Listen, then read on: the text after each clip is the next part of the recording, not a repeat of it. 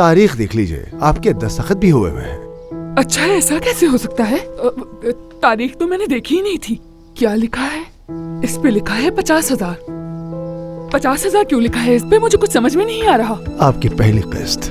लेकिन मैंने तो आपसे 1 लाख रुपए लिए थे। लगता है गलती हुई है कुछ। कोई गलती नहीं हुई मोहतरमा। 1 लाख रुपए आपने कर्ज लिए और सूद मिला के हुए कुल 6 लाख। कैसी बातें कर रहे हो तुम? पागल हो गए हो क्या? क्या तुम मुझे पागल समझते हो? हाँ, मैंने तो तुमसे 1 लाख लिए थे, ये 6 लाख कहाँ से आ गए?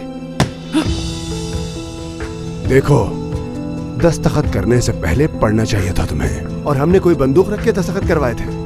आपने अपनी खुशी से किए थे।